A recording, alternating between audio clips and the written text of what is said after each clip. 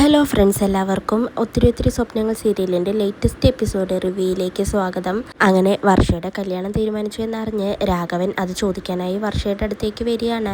രാഘവന്റെ ബഹളം കേട്ട് അങ്ങോട്ടേക്ക് ശ്രീനാഥും വസുന്ധരയും ധനവും എല്ലാവരും തന്നെ എത്തുന്നുണ്ട്. വസുന്ധര എന്നിട്ട് രാഘവനോട് പറയുന്നുണ്ട്, ഞാനാണ് ഇവരുടെ കല്യാണം തീരുമാനിച്ചത്, ഇവർക്ക് രണ്ടുപേർക്കും ഈ കല്യാണത്തിന് സമ്മതമാണ്, അതുകൊണ്ട് തന്നെ ഈ കല്യാണം തീരുമാനിച്ചു, ഇത് ഞങ്ങൾ നടത്തുകയും ചെയ്യുമെന്ന് അങ്ങനെ പറയാണ്. എന്നാൽ രാഘവൻ പറയുന്നുണ്ട്, എന്തായാലും ഈ കല്യാണം നടക്കാൻ ഞാൻ സമ്മതിക്കില്ല, ഇവളിനെ കെട്ടാൻ പോകുന്നത് ചന്ദ്രബോസ് ആയിരിക്കും, അയാൾ മാത്രമേ ഇവളെ കല്യാണം കഴിക്കൂ എന്നങ്ങനെ പറയാണ്. അങ്ങനെ വസുന്ധരയും ധനവും കൂടി സംസാരിച്ച് അവിടെ നിന്നും രാഘവനോട് പോകാനായി പറയാണ്, അല്ലെങ്കിൽ പോലീസുകാർ വന്ന് രാഘവനെ കൊണ്ടുപോകുമെന്ന് അങ്ങനെ പറയാണ്. അങ്ങനെ രാഘവൻ ഞാനിപ്പോൾ പോവുകയാണെന്ന് പറഞ്ഞ് അങ്ങനെ പോകുന്നുണ്ട്.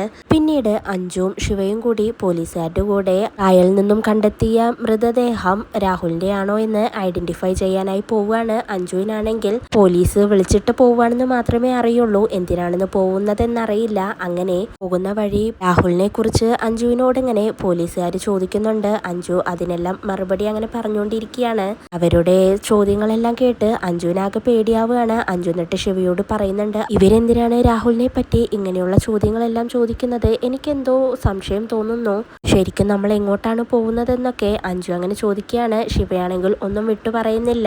നീ ധൈര്യമായി ഇരിക്കുക അഞ്ജു, അവര് ചിലപ്പോൾ ഡീറ്റെയിൽസ് ചോദിക്കായിരിക്കുമെന്ന് അങ്ങനെ പറഞ്ഞ് അഞ്ജുവിനെ ആശ്വസിപ്പിക്കുകയാണ്. അതിനുശേഷം രാഘവൻ പോവുകയാണ്. പോയതിനു ശേഷം വസുന്ധര വർഷയോട് പറയുന്നുണ്ട്, വർഷ, ഇനി ഇതുപോലെ ഇവിടെ ആവർത്തിക്കാൻ പാടില്ല, ഇനി നിന്റെ അച്ഛൻ രാഘവൻ ഇങ്ങോട്ടേക്ക് വരരുത്, നീ എന്ത് ചെയ്തു എന്ന് എനിക്കറിയില്ല, എന്ത് ചെയ്തിട്ടാണെങ്കിലും ഇനി അയാൾ ഇങ്ങോട്ടേക്ക് വരാൻ പാടില്ല, അതെനിക്കിഷ്ടമല്ല, ഇനി അയാൾ വന്നാൽ ഞാൻ പോലീസ് സ്റ്റേഷനിൽ കംപ്ലൈന്റ് ചെയ്യും, അതിനുള്ള അവസരം നീ ഉണ്ടാക്കരുത് എന്നും പറഞ്ഞ് വർഷയോട് ദേഷ്യപ്പെട്ടുകൊണ്ട് വസുന്ധര അങ്ങനെ പോവുകയാണ്. പിന്നീട് ധനവും വിവേകെല്ലാം വർഷയെ ആശ്വസിപ്പിക്കുന്നുണ്ട്. വർഷ, നീ സങ്കടപ്പെടണ്ട, അമ്മ അപ്പോഴത്തെ ഒരു ദേഷ്യത്തിൽ പറഞ്ഞതാണ്, നീ അത് കാര്യമാക്കണ്ട എന്ന് പറയാണ്. വർഷ അപ്പൊ പറയുന്നുണ്ട്, ഞാൻ കാരണം ആന്റിക്ക് വലിയ ബുദ്ധിമുട്ടായില്ലേ എന്ന് പറഞ്ഞ് വർഷ സങ്കടപ്പെട്ട് അകത്തേക്ക് പോവുകയാണ്.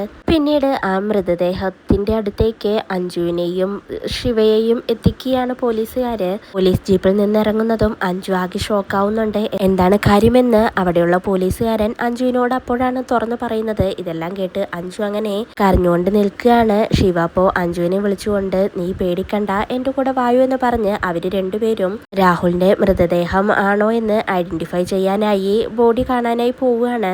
അങ്ങനെ അഞ്ജു ബോഡി തിരിച്ചറിയുന്നുണ്ട്, അത് രാഹുലിന്റേതല്ല, ആ ബോഡി രാഹുലിന്റേതല്ല എന്നറിയുന്നതും അഞ്ജുവിനും ശിവയ്ക്കും ഒരുപോലെ ആശ്വാസമാവുകയാണ്.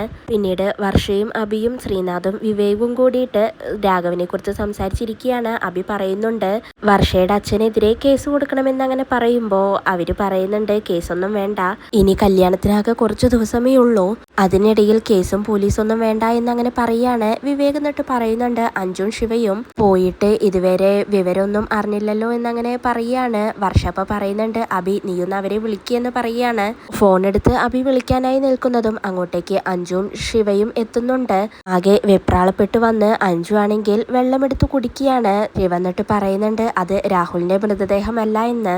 അപ്പോഴാണ് എല്ലാവർക്കും ആശ്വാസമാവുന്നത്. പിന്നീട് വിവേക് പറയുന്നുണ്ട്, അഞ്ജു നീ ഒന്നുകൊണ്ടും പേടിക്കണ്ട, ഇത് നീ ഇങ്ങനെ വിട്ടാൽ മതിയാവില്ല, ഇപ്പൊ 2-3 ആഴ്ചയായല്ലോ രാഹുലിനെ കണ്ടിട്ട്, നമുക്ക് രാഹുലിനെ കണ്ടെത്താം, അവൻ എവിടെയാണെങ്കിലും നമുക്ക് കണ്ടുപിടിക്കാമെന്ന് വിവേക് അങ്ങനെ വാക്ക് കൊടുക്കുകയാണ്. ശിവ അപ്പ പറയുന്നുണ്ട്, ഞാൻ എന്റേതായ രീതിയിൽ രാഹുലിനെ കണ്ടെത്താനായി ശ്രമിക്കുന്നുണ്ട്, അതുകൂടി വെച്ച് നമുക്ക് നോക്കാമെന്ന് പറയാണ്. അങ്ങനെ എല്ലാവരും കൂടി രാഹുലിനെ കണ്ടെത്താമെന്ന് അഞ്ജുവിന് വാക്ക് കൊടുക്കുന്നതോടെ അഞ്ജുവിന് വലിയൊരു ആശ്വാസമാവുകയാണ്. പിന്നീട് വസുന്ധരയും ധനവും കൂടി കല്യാണക്കത്തെല്ലാം അയച്ചു കൊടുക്കേണ്ട അഡ്രസ്സ് എഴുതിക്കൊണ്ടിരിക്കുകയാണ്. അപ്പോഴാണ് അങ്ങോട്ടേക്ക് വിവേക് വരുന്നത്. ധനത്തിനാണെങ്കിൽ എഴുതി മടുത്തുകൊണ്ട് വിവേകിനോട് എഴുതെന്ന് പറയുന്നുണ്ട്.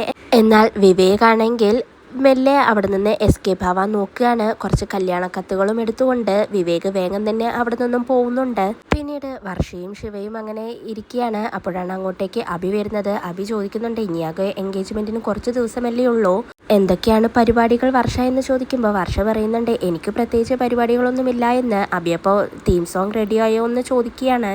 വർഷ അപ്പോൾ വീണ്ടും പറയുന്നുണ്ട്, അതൊന്നും എനിക്കറിയില്ല, അതെല്ലാം വിവേക് നോക്കിക്കോളുമെന്ന് പറയാണ്. ശിവയും അഭിയും അപ്പോൾ പറയുന്നുണ്ട്, വർഷ ഇതങ്ങനെ വിട്ടാൽ പറ്റില്ല, നിന്റെ എൻഗേജ്മെന്റ് കൂടിയല്ലേ, കുറച്ച് കാര്യങ്ങളൊക്കെ നമുക്കും തീരുമാനിക്കണ്ടേ. ഈ എൻഗേജ്മെന്റ് നമുക്ക് അടിച്ചു പൊളിക്കണം, നമുക്കൊരു ഡാൻസ് ചെയ്യണം എന്നങ്ങനെ പറയാണ്. ശിവപ്പ പറയുന്നുണ്ട് അയ്യേ ഡാൻസിനൊന്നും ഞാനില്ലെന്ന് അങ്ങനെ പറയുമ്പോൾ അഭി പറയുന്നുണ്ട് അതെല്ലാം ഞാൻ സെറ്റാക്കി തരാമെന്ന് പറയാണ്. വർഷപ്പ പറയുന്നുണ്ട് നിങ്ങൾ ഡാൻസ് ചെയ്തോ, അതിനൊന്നും എന്നെ കിട്ടില്ല എന്ന് പറയുമ്പോൾ അഭി പറയുന്നുണ്ട് വർഷയെ കൊണ്ട് ഞാൻ ഡാൻസ് ചെയ്യിക്കും, കൊറിയോഗ്രാഫ് ചെയ്യുന്നത് ഞാനാണ്, നിനക്ക് പറ്റുന്ന സിമ്പിൾ സ്റ്റെപ്പ് എല്ലാം ഞാൻ റെഡിയാക്കി തരാം, നീ എന്തായാലും എൻഗേജ്മെന്റ് ദിവസം ഡാൻസ് കളിച്ചേ മതിയാവൂ, അത് ഞാൻ തീരുമാനിച്ചു കഴിഞ്ഞു എന്ന് പറഞ്ഞ് അഭി അവിടെ നിന്ന് പോവുകയാണ്.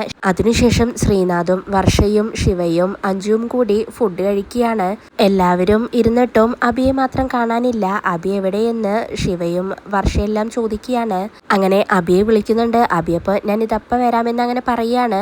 കുറച്ച് സമയത്തിന് ശേഷം അങ്ങോട്ടേക്ക് ഇടിയപ്പവുമായി അഭി വരുന്നുണ്ട്. പിന്നീട് ശ്രീനാഥ് കഴിച്ചുകൊണ്ടിരിക്കുന്ന ദോശ മാറ്റി വെച്ച് അഭി ആ ഇടിയപ്പം എടുത്ത് ശ്രീനാഥിന്റെ പ്ലേറ്റിലേക്ക് വെക്കുകയാണ്. എന്നിട്ട് അത് കഴിക്കുകയെന്ന് പറയുന്നുണ്ട്. അതെന്താ അങ്ങനെയെന്ന് മറ്റുള്ളവരങ്ങനെ ചോദിക്കുമ്പോൾ അഭി പറയുന്നുണ്ട് ഇടിയപ്പം കഴിക്കാൻ ആഗ്രഹമുണ്ടെന്ന് ശ്രീനാഥ് തന്നെയാണ് പറഞ്ഞത്, അങ്ങനെ ഞാൻ കഷ്ടപ്പെട്ടത് ഉണ്ടാക്കിയതാണ്, എന്നിട്ടിപ്പോൾ ദോശ കഴിക്കുന്നു, ഇത് കഴിച്ചാൽ മതിയെന്ന് അഭി അങ്ങനെ പറയുകയാണ്. അഭിക്ക് ശ്രീനാഥിന്റെ നേർക്കുള്ള ചാട്ടെല്ലാം കണ്ട് ശിവയും അഞ്ജുവും വർഷയ്ക്കെല്ലാം അത് മനസ്സിലാവുന്നുണ്ട്. അവരങ്ങനെ അഭി കാണിച്ചു കൂട്ടുന്നത് കണ്ട് ചിരിച്ചുകൊണ്ട് അങ്ങനെ ഇരിക്കുകയാണ്. ഇതോടെയാണ് ഇന്നത്തെ എപ്പിസോഡ് അവസാനിക്കുന്നത്.